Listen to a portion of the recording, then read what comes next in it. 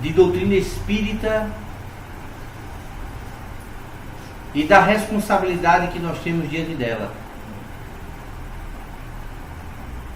Se certa feita perguntaram aos espíritos se a doutrina espírita seria a religião do futuro. E os espíritos nos explicaram que primeiro a doutrina espírita não era uma religião. É doutrina.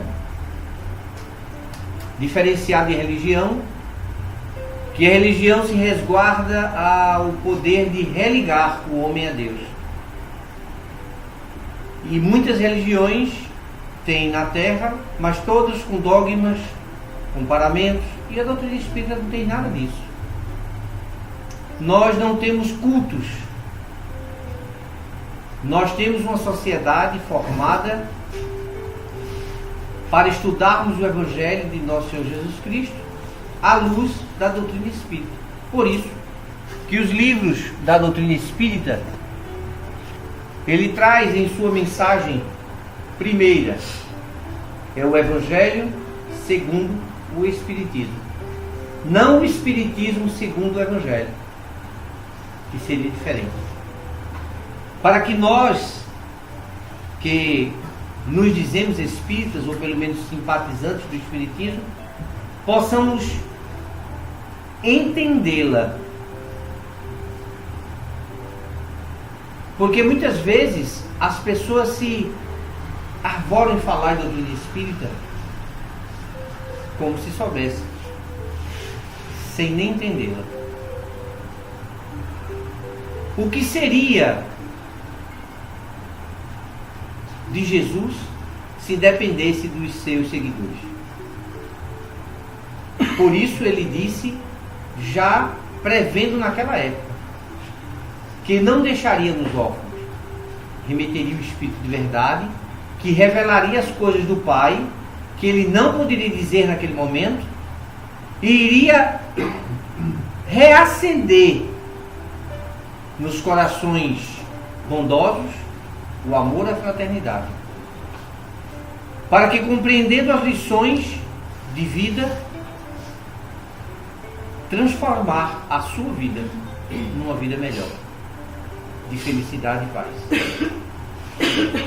Então a doutrina espírita, ela vem como esse luzeiro,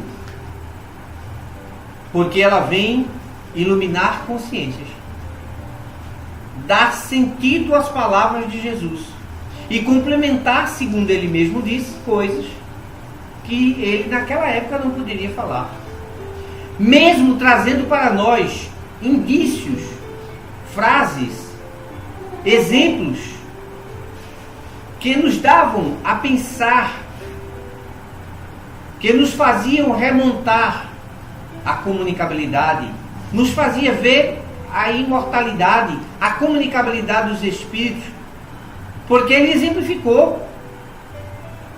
Porque como poderia ele ir ao Monte Tabor, comunicar-se com Moisés, que já estava morto, com Elias, que já estava morto, se não fosse comunicação com os mortos? Ele não estava derrogando a lei, porque não era uma lei, era apenas uma ordem de Moisés, porque na época de Moisés, a confusão, a barbúria era grande em torno da mediunidade. As pitões e pitonisas eram procuradas por tudo, para qualquer motivo. Feito as nossas cartomantes hoje, né? Os de búzios, tarôs, runas, que são médiuns também.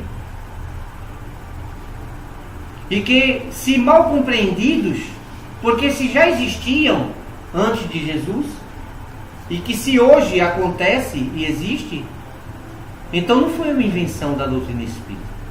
Como muitos, outras nossas co-irmãs, chegam ao ponto de falar isso. Que o Espiritismo inventou mediunidade, que o Espiritismo inventou. Ela não inventou. Ele explicou com esse livro aqui, ó, livro básico da doutrina, o livro dos médiuns. Veio explicar a mediunidade, dar ordem. Os Espíritos vieram explicar o que as pessoas faziam por brincadeira. Por não entenderem, brincavam. E a doutrina espírita veio para dar ordem, direcionamento, fazer as pessoas raciocinar que não era apenas a comunicação com os espíritos, mas saber o porquê eles se comunicam.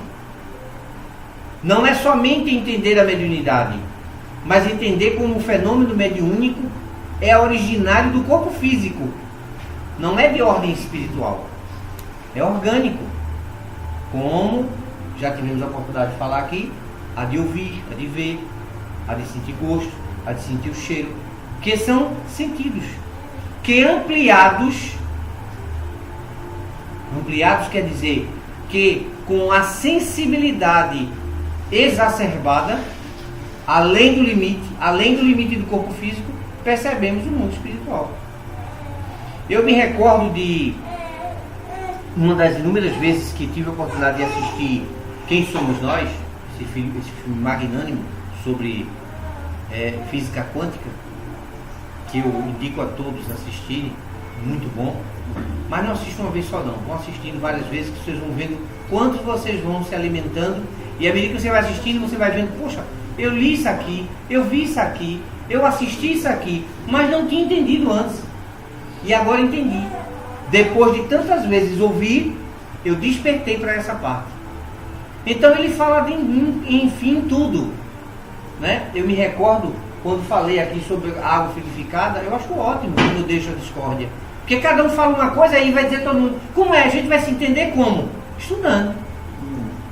Aí vai estudar, no filme tem, explicando a água fluidificada, que ela modifica. Veja, esse copo está aqui, ele recebe a influência de todos os nossos pensamentos que estão aqui, ele está recebendo aí. Ele vai modificar? Vai. Quer tampado, quer descoberto, ele vai receber. Mas como os espíritos que tentam influenciar a água não conseguem quando ela está fechada, só os espíritos superiores sabem como fazer, que é através do pensamento. Influenciar a água lá dentro da garrafa.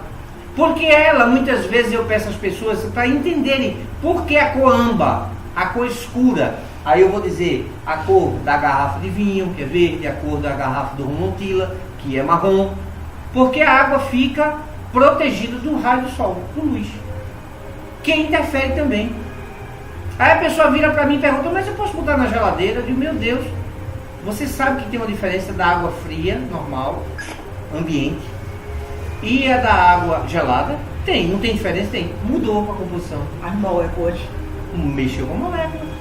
Então o que é que nós temos que fazer? Entender. Então o que é que eu tenho que fazer? Estudar. Doutrina espírita, ela nos convida ao estudo, ao entendimento, à razão. Porque nada que estiver fora da razão, a doutrina espírita aceita, por simples imposição de alguém. Não é simplesmente alguém chegar. Por isso que vocês comecem a perceber, a doutrina espírita ela não veio. Acabem com isso e dizer que veio coitado de Kardec, senão ele vai levar a culpa. Kardec não tem nada a ver. Kardec só fez o compêndio. Ele reuniu. Não foi ele que escreveu. Ele reuniu. Ele era inteligente o suficiente. Ele era um cientista, totalmente cético, não gostava de brincadeira. Tanta vez, quando foram chamadas as primeiras vezes para ter contato com a doutrina espírita, desculpem, com as comunicações mediúnicas, ele rechaçou, ele não quis, eu não vou participar de uma palhaçada dessa, essas mesas que falam, que mentira. Até o dia em que ele foi com a razão, o raciocínio, pôs à prova e a coisa se comprovou.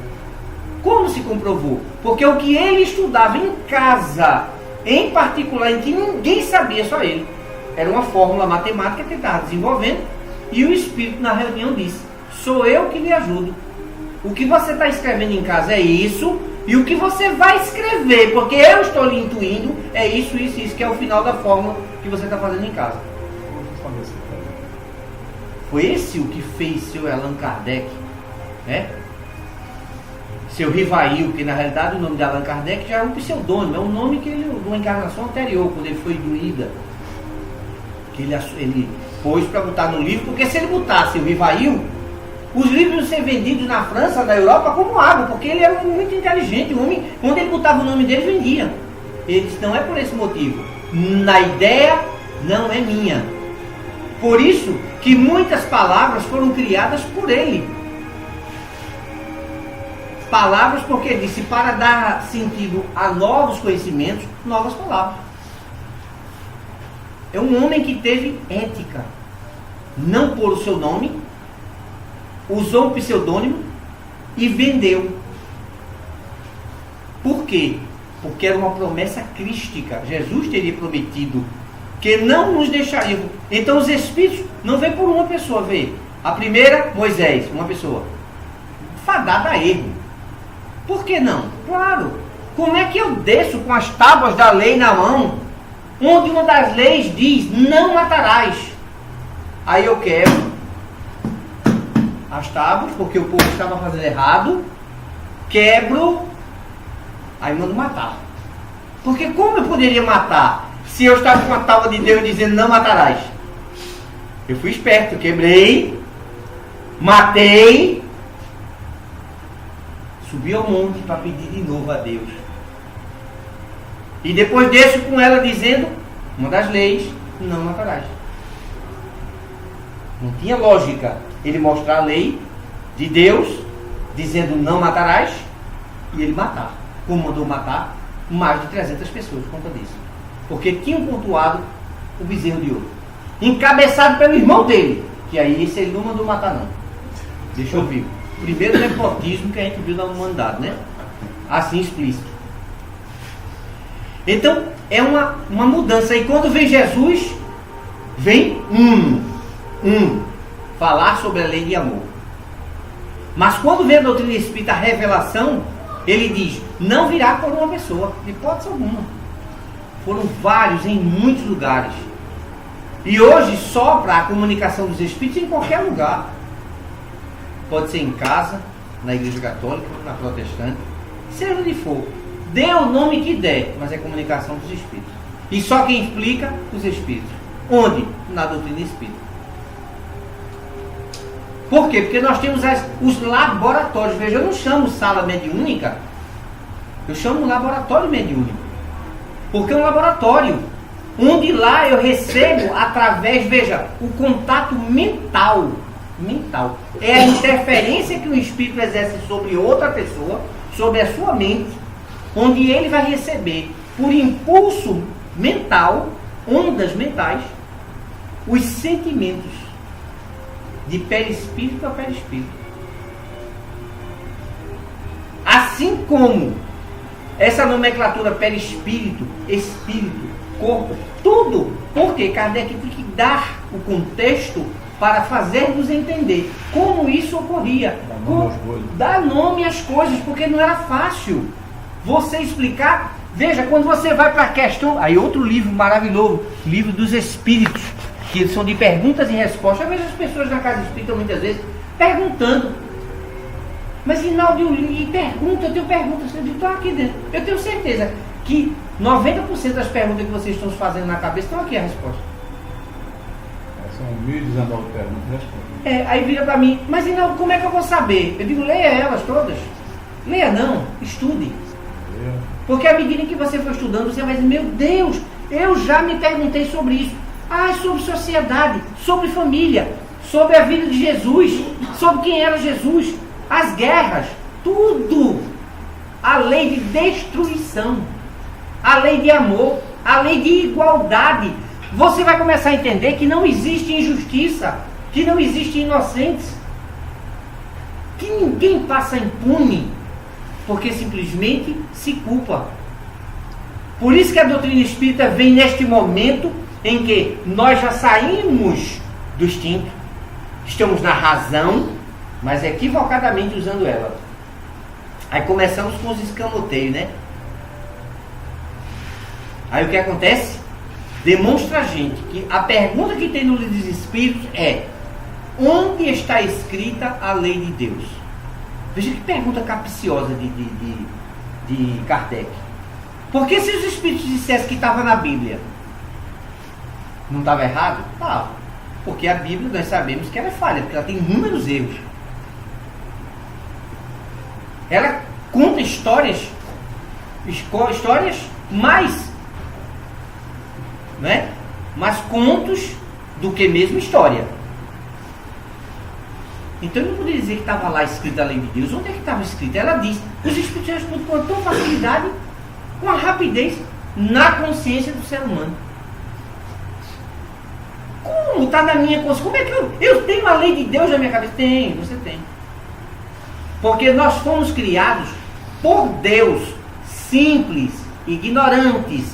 Isso são palavras restritas para o Espírito em desenvolvimento, no seu nascimento. Quando ele quer dizer assim que o Espírito nasceu, ele nasceu simples e ignorante. Guardando as devidas proporções, é um bebezinho quando nasce. Simples e ignorante. Só que, para o espírito simples e ignorante, ele não tem, quando ele é criado, ele não tem essa malícia que já tem ali, a inteligência que tem ali, porque ali já tem vida anterior, e esse que foi criado agora, não, ele é puro, ele é simples, ele é dócil, ele é um HD novo, 0 km, nunca foi usado. Sua memória limpa, não tem nada. Aí vocês verem que, como é fantástico essa informação, porque ele diz que lá no meio onde o Espírito foi criado, aquela luz, só luz.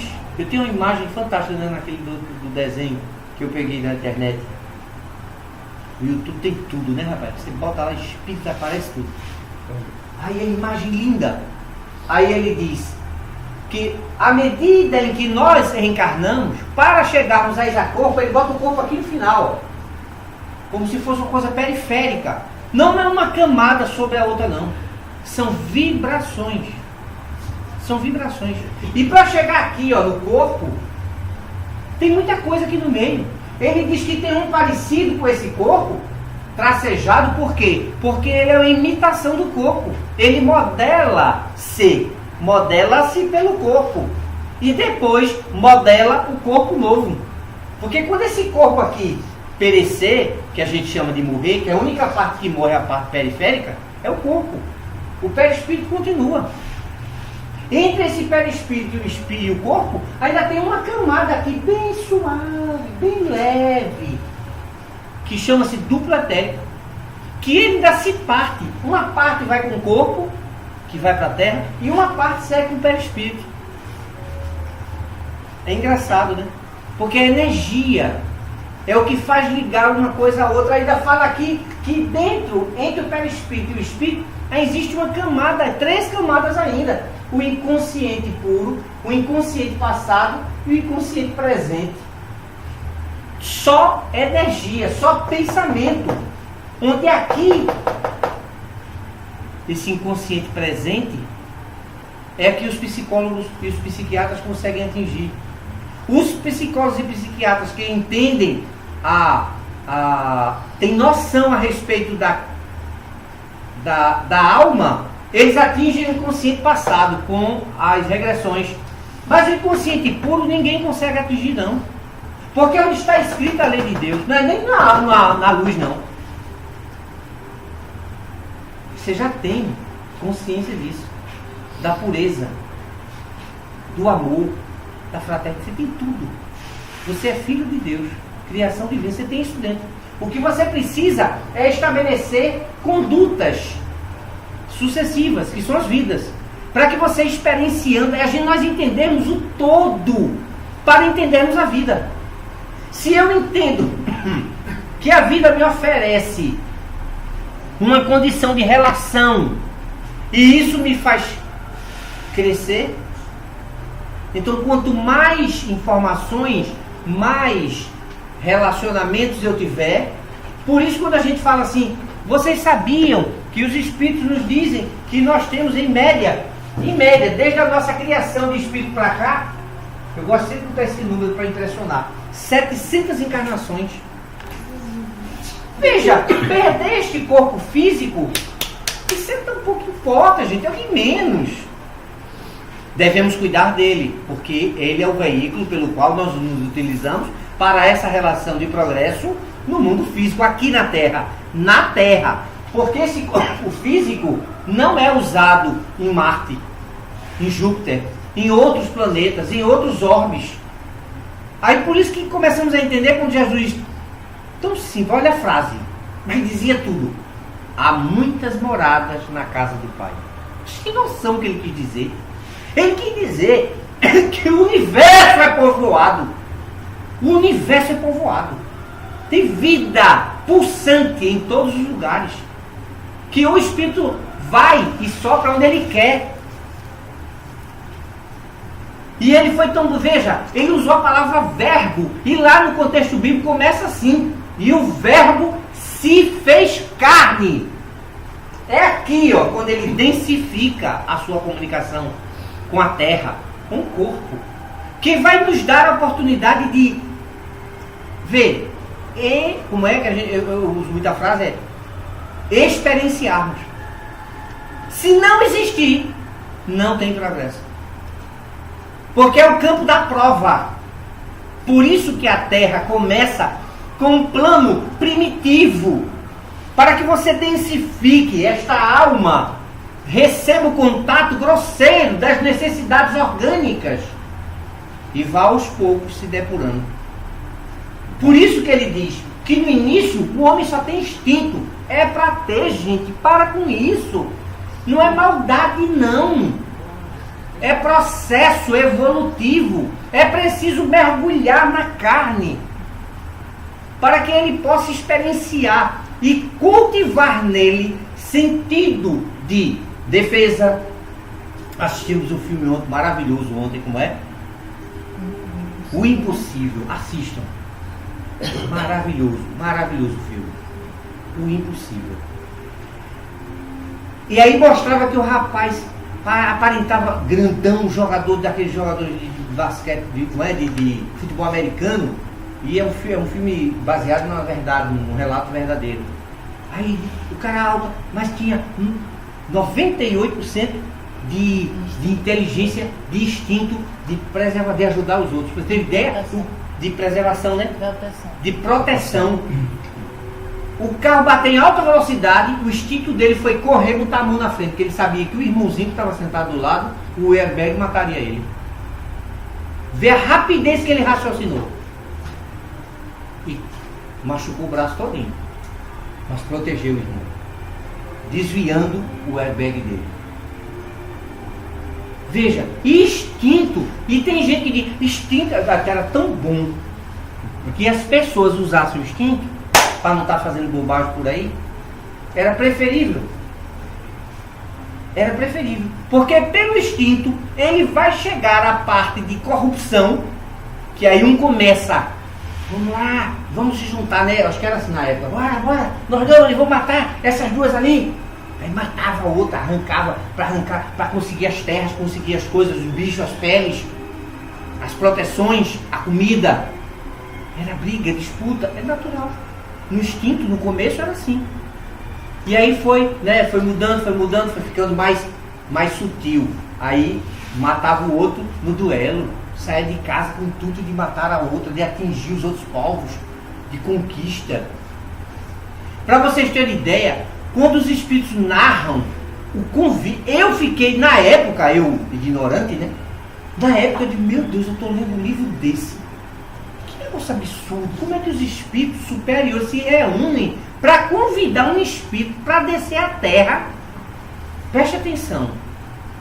Um espírito foi convidado no hospital. Convidaram o espírito. Aí, uma grande reunião, os espíritos todos ali e convocaram. Qual espírito queria ir com o instinto, de dominar. Você sabe o que era dominar, né? Cortar a cabeça de gente, matar a gente, dominar o povo, matar os outros.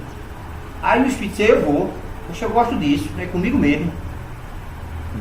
Aí ele desce, reencarna, vive apenas 20 e... Alexandre foram 28. Parece que é 28 anos. Alexandre Grande.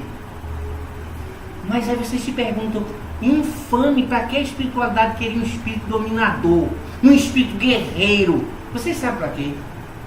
Para ele conquistar e fazer os povos se conhecerem, aproximar ao máximo, aglutinar, matando, ele estava aglutinando, estava botando sobre a sua proteção, o reino dele era o máximo possível, e ele morre exatamente no mesmo lugar enquanto ele reencarnar de novo, vai sofrer a mesma coisa, porque ele vai atacar os mouros, aqueles povos bárbaros, na parte gelada, fria, e morre lá.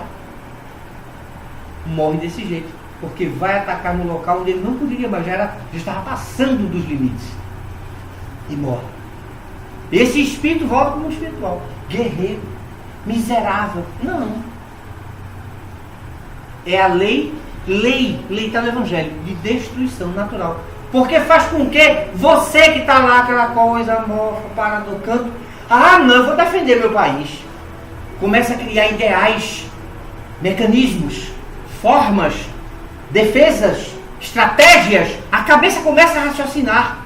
Você começa a sair de quê? Daquele marasmo, aquela coisa parada, que o mundo não acontece, o vento só, né? O pessoal gosta muito de tirar onda com baiano. Aí espera o vento soprar na rede. Eu não, botar o pé do lado de fora da rede pra quê? O vento vai bater e balança a rede. Quer dizer, aquela coisa parada. Então, pra que dá cupim? Pra derrubar a árvore, pra a rede cair, para o sujeito se levantar e andar. Pelo menos para amarrar a rede no outro canto. Deu para entender como é o negócio? Então, Alexandre Grande vem, dá esse impulso e as pessoas ficam perguntando, mas para quê? Porque havia uma necessidade de unir. Unir para quê, gente? Olha o tempo que levou, porque quando ele matou esses espíritos guerreiros, os perversos, os ruins, eles ficaram todos presos no mundo espiritual. E segundo a espiritualidade, 1000 anos. Porque sabe quem que vinha? Jesus. Para pregar, deixar para que tudo estivesse próximo para Paulo divulgar o Evangelho. As terras estavam todas num canto só, sob domínio de Roma. Já era Roma, já era uma coisa modificada. Veja, os planos. Aí vocês pensam que pararam? Não, a espiritualidade precisava novamente que aquela Europa que estava de novo separada, cada uma para um lado, precisava unir. Aí quem é que vem? Hitler. Não. Peraí. O da mãozinha aqui? Napoleão. Bonaparte. Quem é Napoleão, hein? Se não, Alexandre voltando. A encarnação de Alexandre Grande.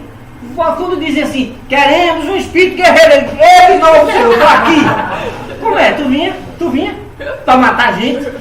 Não, não vem, não tem coragem. Esses são espíritos destemidos, aglutinadores. Esses que vêm, agora, vê para onde ele foi?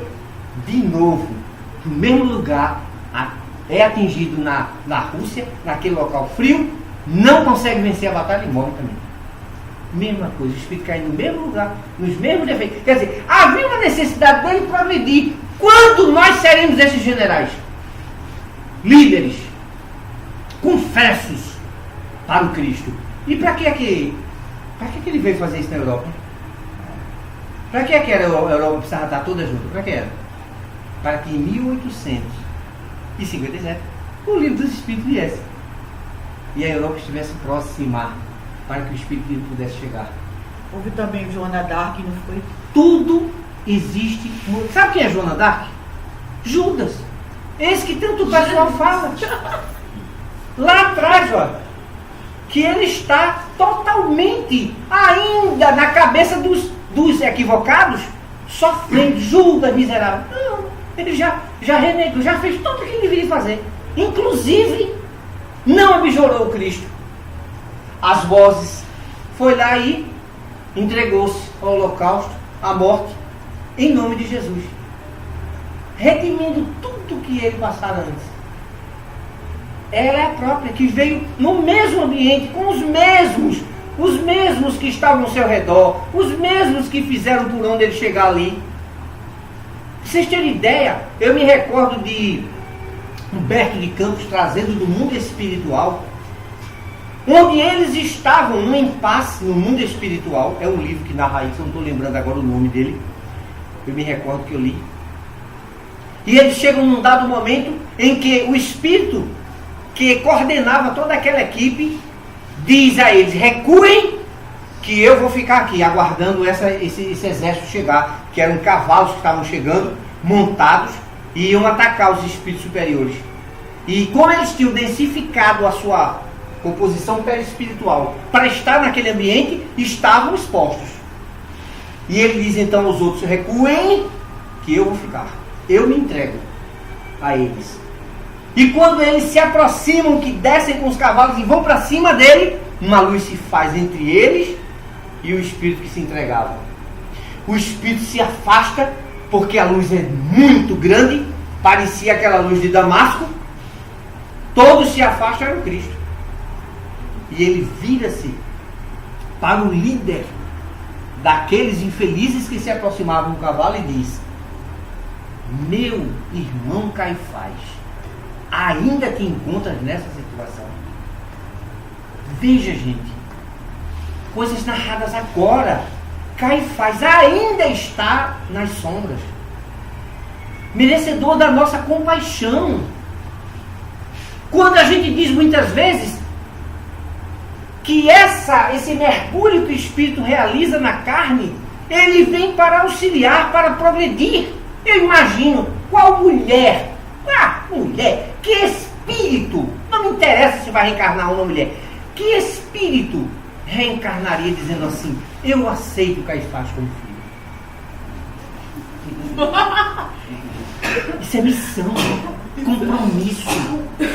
Eu me recordo de uma que, após ter tido 5 filhos, aleijado, deformado, com sífilis, tudo que não prestava os meninos, e pode dizer: não tenha mais filho. E ela diz: eu não posso negar, se o senhor quer que eu tenha filhos, eu terei. E quando nasce seu 5º filho, se ela não tivesse dado a oportunidade, nós não teríamos Beethoven. Então eu pensei em Beethoven. Vocês têm noção? Aí a gente, as mergulha na carne, tem as relações, tem as comunicações, as pessoas como exemplo, os acontecimentos da vida, e nós não queremos aprender. Aí a vida vem e nos ensina aquela mãezinha lá do Ceará, paupérrima, com uma enxada na mão, trabalhando, engravida, e o médico vira para ela e disse: não tenha seu filho, porque este seu filho vai nascer anencéfalo. Aí ela faz: quem sou eu? Isso é uma lição. Quem sou eu para interpelar um pedido de Deus? Se ele me pediu para ter este filho e ele vem assim, ele vai nascer assim. E nasce. Contra tudo e contra todos, que só iria passar quanto tempo? 1 mês, 1 hora. A senhora é louca? Para ter um filho para durar 1 hora só? O tempo que Deus assim permitir, ele irá ficar comigo. E passa quanto tempo? 1 ano, 8 meses, ela ainda diz 11 dias e tantas horas. Tanto tempo que ela passou. Valeu apenas. Olha, ela diz: ignorante, né? Entre aspas. Ignorante. Mulher da roça. Mas veja que dignidade. Que poder de elevação dizer: Deus me deu um diamante para que eu pudesse tomar conta. E ele veio pedir ele de volta. E eu tinha que devolvê-lo. Não é meu. Isso é grandiosidade da alma. É entender que este percurso que nós fazemos de idas e vindas, seja elas quantas sejam necessárias, para atingirmos a perfeição. Por que estamos ainda nos batendo com quimeras? Eu me recordo do monge budista, lá no Coque. Ele foi fazer uma palestra. Aí tinha uma mesa assim, da tribuna, no centro. Aí quando ele chegou, ele olhou e disse: ah, que ótimo, aqui tem um local para mim. Subiu na mesa, cruzou as pernas e ficou sentado em cima da mesa. O povo do centro, ele: qual é o problema? Deixa eu me sentar aí. Ele faz as palestras dele sentado, de perna cruzada, e o lugar mais alto é a mesa. Quem mandou você botar uma mesa aqui na frente? Tá? Então, conceitos que a gente cria, né? Eu me lembro de um centro que eu fui falar também, lá em Garanhuns. E quando eu fui falar, aí tinha eu que ia falar, o dirigente, a pessoa que ia fazer a leitura do Evangelho, a pessoa que ia fazer a prece, o acompanhante e o precista final. Tinham 6 pessoas aqui em cima. Comigo 6. Então tenho 5. No público tinham 3. Veja. Caramba. Oi. Aí quando. E na passando a palavra para mim, aí a educação diz o quê? Falar para o público. Né? Eu desci, fui para lá junto dos 3 E falei para ele, porque aqui tinha mais. Aí eles olharam para mim e disse, gente, tem mais gente aí em cima do que aqui embaixo. Aí eles entenderam, inclusive tiraram a mesa, que isso é desnecessário. Isso aqui era na época em que espiritismo não tinha salão, nem sala mediúnica. A reunião mediúnica era feita aqui. Aí tinha uma mesa e fazia reunião mediúnica e fazia reunião pública. Acabou-se isso, hoje nós temos as salas e a gente continua com a mesa. E o que é que faz o pessoal? Ou de banda, ou então toxicola. Porque eu já sou alto. Então, o que é que nós temos? Veja, Inaldo está dizendo que é para tirar. Não estou dizendo nada. Cada instituição faz do seu jeito. Cada instituição cria o seu método. O método de esclarecer. Agora imagine o centro. Cadê minha aguinha? Escondeu, foi. Está atrás aqui. Bem escondidinha, pai. Na jeia. Já esquentou a água. Para você não parar de falar. Nem para beber água, né? Um micro-ondas. Então o que é que nós temos ideia sobre a doutrina espírita? Ela vem descortinar o véu que inebriava o futuro, que é a comunicação dos espíritos, que é a imortalidade da alma, saber que você não vai morrer nunca. Você vai apenas perder a parte biológica. Veja, se o corpo físico desaparece, vamos lá, vamos supor, vamos tirar isso aqui tudinho, e vamos, a informação que os espíritos nos passam é que o perispírito modela o corpo. Então veja, o espírito, ele tem um perispírito que tem a forma da última encarnação.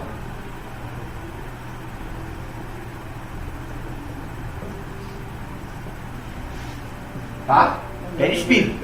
Ficou melhorzinho, não ficou? E este perispírito, ele vai se ligar aquele semizinho que está lá no útero da mãe. O espírito não entra, não. Por isso que os espíritos trazem um cordão fluídico que liga o perispírito com o cordão de prata, aquele que João fala, ao corpo. Ou seja, aquele semizinho que está lá dentro do útero da mãe, da barriga da mãe. O espírito não pode entrar porque dois corpos não podem ocupar o mesmo espaço no universo. Mas e o corpo não está dentro, o corpo físico? Quando nós falamos corpo, o corpo astral, o corpo espiritual, não pode, porque a junção de energias não entra uma na outra.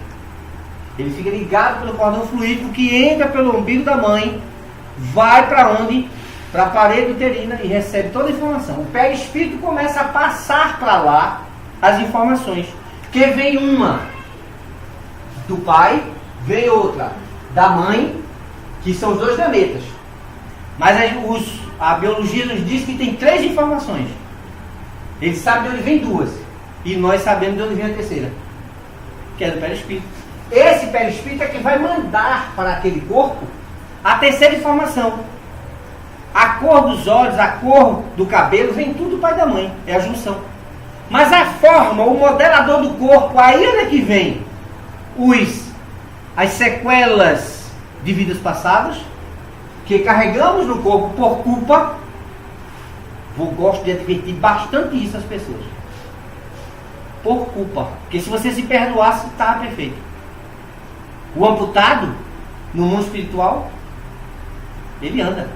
Ele baila. O aleijado caminha. O cego vê. As limitações são orgânicas, não perispirituais.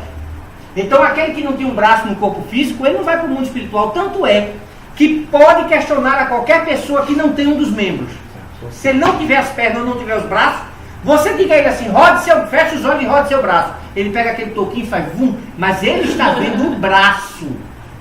O braço dele. E ele, se rodar com muita força, ele diz, eu sinto o vento bater. E aí? Tem gente que sente o pé coçar. O pé coçar que ele não tem. Não tem. Entrar na água e sentir a água. Isso é uma na prova praia. do perispírito. Até o dente mesmo a gente sente. Todo o corpo físico, todo o corpo nosso somado, ele está gravado no perispírito. molécula a molécula. À medida em que este corpo espiritual manda a informação para lá, vocês lembram que isso aqui vai crescendo? Vai divisão, dividindo, vai crescendo. Vai dando forma. Os gametas. Vocês sabiam que isso aqui vai diminuindo? Vai encolhendo. Vai encolhendo. Vai mandando para lá a informação, junta-se com essas duas, e por esse mesmo caminho, volta a nova, que vai impregnando o perispírito. E ele vai encolhendo. Por isso que essa parte, ele é feita no mundo espiritual. A formação do César, que é o XXXY. Vai modificando o perispírito de acordo com aquele corpo que está lá. Ele vai diminuindo e ficando um bebê. Até ficar exatamente do tamanho de que vai nascer. A gente não está ficando velho também, vai murchando. Vai murchando. Já é Uma pergunta, Cristo, ele nasceu de um homem e de uma mulher. Não acredito nesse negócio do Espírito Santo, não. Ele nasceu através disso. Não foi? Não sei. Eu não estava lá, né? Eu não estava lá. Eu não sei. Cada um tem sua opinião, não é? Mas não vamos discutir essa questão do corpo, do físico, é isso. Na biologia diz assim, os espíritos nos falam assim. E aí, esse perispírito vai encolhendo e vai tomar a forma. E acopla-se no momento do nascimento. No momento que o corpo sai de dentro da mãe, o perispírito gruda o corpo. Porque já está conectado através desse fio de prata, de célula a célula. Trilhões de células do corpo nós temos. Mas estão todas ligadas. Todas ligadas através desse cordão fluídico. Que é tênue. Ele é tão simples que pode se romper até com 9 meses. Um susto. Um acidente. Bem fácil romper isso. Há espíritos, vocês têm ideia, que eles se suicidam. Eles se viram aqui e mordem isso aqui. E no caso do aborto? Rompe-se também, do mesmo jeito. Rompeu o espontâneo, o aborto espontâneo. É um susto, é uma queda, é uma pancada. Rompe-se e corta-se o cordão. E qual é o primeiro indício que o corpo físico oferece? O corpo que está dentro da mãe. É a abertura das mitocôndrias. A nível celular, as mitocôndrias se rompem. Porque ela é que acumula energia. Lembra? O estudo da biologia estuda isso. Então, quando um corpo físico começar a se decompor, as mitocôndrias fazem exame celular. Se estiver se decompondo, a pessoa está desencarnando. Então, todo esse processo aqui é realizado. E vocês lembrem que este corpo terá a forma agora da soma do pai e da mãe dele. Somou, nasceu. Tudo que você fizer neste corpo novo, lembre que o corpo agora, olha, está aqui, ó.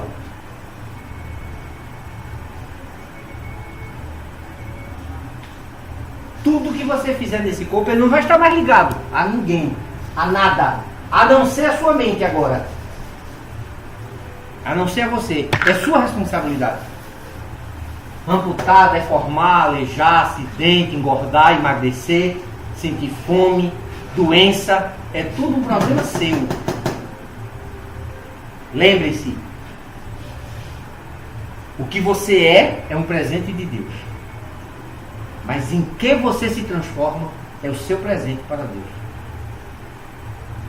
Você tem que se transformar. Você tem que devolver este ambiente, esse vaso físico, pelo menos melhor do que quando você chegou. Ou pelo menos empatar o jogo. Pelo menos empatar, né, Pelo menos empatar. Porque tem pessoas que falam assim, não, mas eu não era assim não. Sim, não era, mas pode ficar. Mas pode. Então cultivar melhores hábitos, principalmente, gente, eu não estou nem preocupado, vocês ficam muitas vezes preocupados com os hábitos físicos, né, orgânicos, né? Esse para mim é o de menos. O mental é o mais importante para mim. É o que você pensa. Porque o que você pensa é o que você vai ser no mundo espiritual. Não o que você apresenta aos outros. Porque o que você apresenta aos outros é o peixe para você vender, né? Para ganhar dinheirinho. Eu sou muito bom, eu sou o marketing muito bem. Não é? Eu me recordo agora do rapaz que saiu da cidade dele, Natal, lá do país dele, de Portugal, não foi? Lembra? Começou com a moça do telefone, noivou, vendeu tudo que tinha lá, juntou o dinheiro e veio casar com ela aqui. Na internet. Internet. Também. Comprou o peixe errado. A casa já não era uma casa, não era numa rua calçada, era uma favela, um beco, ele namorava e ainda tinha um filho. Mas ela mostrou isso pela internet? Não. Aí a confusão. O rapaz Propaganda agora enganosa. nem passagem pra voltar tem. Ela só fez a mídia. Era um dando golpe no outro, não sei. É. Porque como é que o cara sai do país dele sem um tostão? E vem pra cá vendendo pra comprar. Veja, em que situação aí as pessoas dizem assim, a inocente. Que inocente? Se já não são experiências vividas, acumuladas do passado, de outrora, de outras encarnações, E agora, como é que ele vai voltar? é com ele. Foi o livre-arbítrio dele. Perdi minhas pernas, e agora? É como é que você vai andar, meu querido? Não sei. Foi você sua escolha. Quem acelerou o carro foi você. Quem fez a discussão e levou o projeto da bala foi você. Pegou na coluna, agora tetraplégico. Não sei como é que você vai fazer. Tudo é consequência das nossas ações, dos nossos pensamentos, do Mas nosso às vezes, agir. Reinaldo, às vezes não é nem escolha. Quando você percebe que está dentro de um problema, para sair é difícil. Eu me recordo de uma que reclamava imensamente do marido. Aí eu disse, na época do bem-ir, tava tudo bem, tava bom, tá bom, ninguém reclama. Mas quando a coisa aperta, que o negócio vira, a página passa, Isso. aí a pessoa, não que eu me meti, não. Você ainda disse bem onde eu me meti, foi você que disse sim, que assinou o documento. Por que tá reclamando de quê? Porque no começo é meu beijinho pra cá, meu beijinho pra lá. Depois é meus bens pra cá e teus bens pra lá. Então essa nossa mudança, principalmente com referência a uma casa que nos acolhe, que nos esclarece. E nós ficamos muitas vezes perguntando às pessoas o que nós podemos fazer pela doutrina espírita, já que ela nos dá tanto. Eu me questionava isso antigamente. Aí vocês, mas Rinaldo, como é que pode? A pessoa te chama para falar em Arco Verde, em Garanhuns, em Petrolina, e tu vai com o teu dinheiro, eu vou. Eu pago para ir. Eu vou com o meu carro, o menino, vou com a esposa, vou para lá, falar. Dá um passeio. Para mim tá ótimo.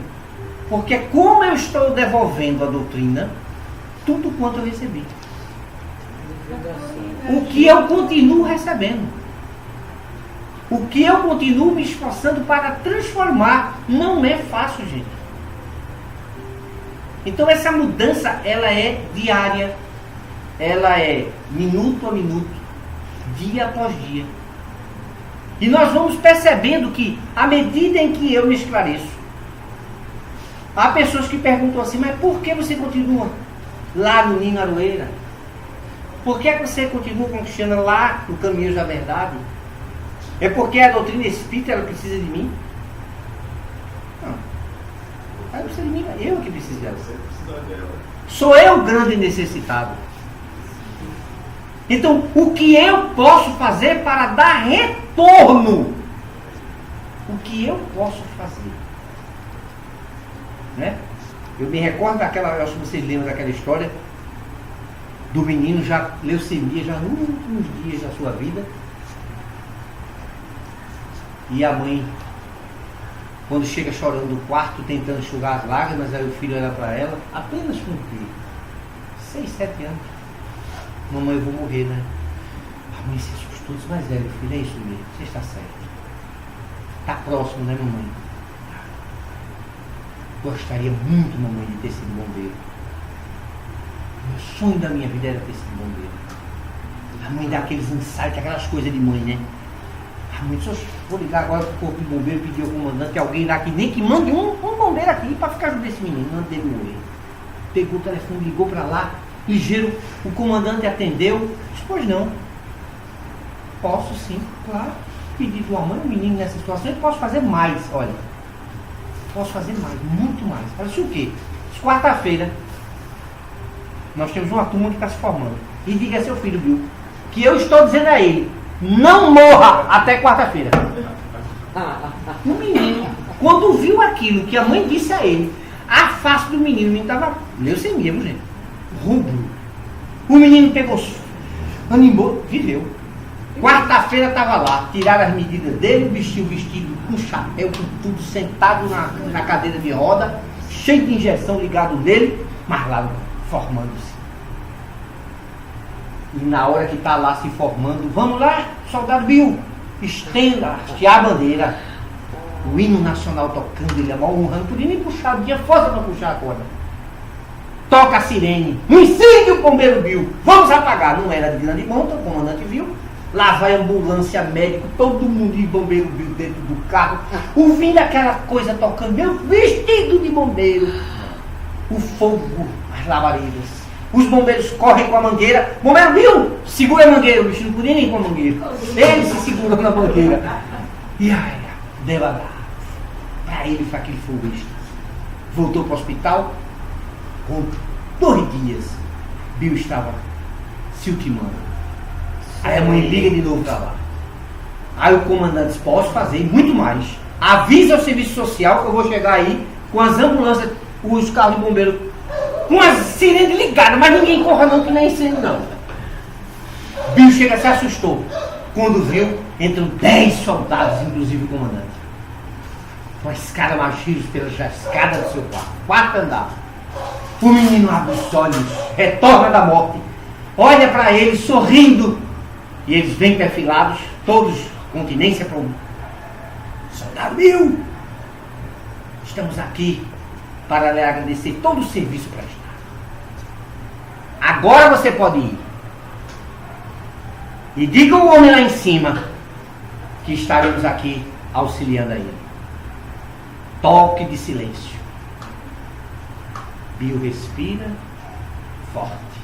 Meneia a cabeça, fecha os olhos. Posso fazer um pouco mais. Mas que faz a diferença para quem está do outro lado. Nós não sabemos o quanto. Por isso que a casa espírita é esse luzeiro em nossas consciências, que nos dá a oportunidade de servir. Quando eu vejo pessoas dizendo assim, eu quero me matar, eu digo, quer mesmo? Quer. Ô, rapaz, como é o nome daquele abrigo? O abrigo da vovozinha de ontem. Casa dos Humildes. Casa dos Humildes, lá em Casa Forte. Casa Forte. Tá 5 velhinhas precisando de gente. Você não quer se matar? Quero. Vou arrumar um jeito. Você morreu pra vida. Você só vai servir a elas agora. É limpar elas suja, tirar xixi, levar para dar banho. Não vai poder reclamar. Você não quer se matar? Você não vai viver mais para você. Você vai viver para os outros agora. Vê que coisa linda. Mas não é isso não. Você queria folga, vai ter não. Isso era bom que tivesse pena. Tá me trabalhando na parte de tropa, na material mesmo. Eu me recordo de Nazareno Feitosa quando disseram a ele, os guias espirituais, quando ele disse, rapaz, você tem que ter pena. Quem tem que ter pena? Estou com depressão. Aí ele disse, não, você precisa depressa ação. Não é depressão não. Porque tem depressão quem não é solidário, por isso que é solitário. Abra o coração. Pulse vontade de trabalhar, de realizar. Procure na casa. Bora, diga aí, tem que lavar, limpar, varrer, espanar, limpar. Isso aqui, uma pinturazinha Natal, tem que pintar, tem que varrer, tem que lavar as cadeiras, levar lá para fora. Fazer alguma coisa.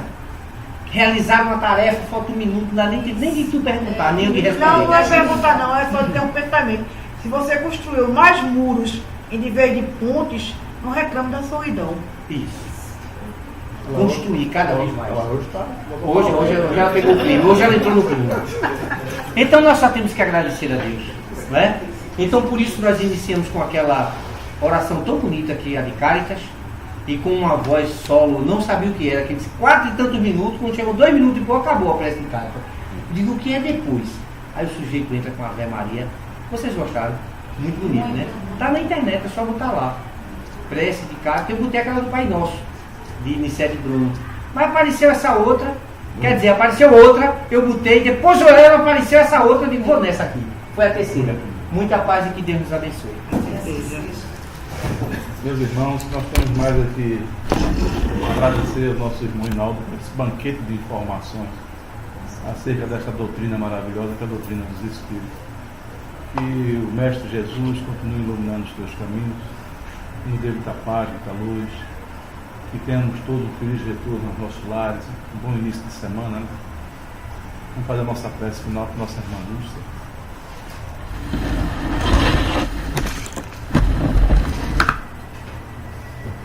Oremos, meus irmãos. Agradecidos estamos, Senhor, por mais esta oportunidade. E os ensinamentos de hoje, Mestre, nos sirva de grande aprendizado e coloquemos em prática tudo o que foi dito aqui hoje. Obrigado, nossos mentores espirituais, a espiritualidade amiga desta casa. Que Deus abençoe a todos nós e que nos dê a fé que tanto precisamos. E assim, Divino Mestre Jesus, espiritualidade amiga aqui presente, meus irmãos encarnados e desencarnados, com esta prece, Mestre Jesus, te pedimos permissão para dar por encerrados os nossos trabalhos aqui no Evangelho. Agradecidos estamos por mais essa oportunidade de estarmos aqui unidos e reunidos em teu nome, para mais um aprendizado acerca desta doutrina e veio nos ensinar de onde viemos, por que viemos e para onde nós iremos. Muita paz para todos nós. Assim seja.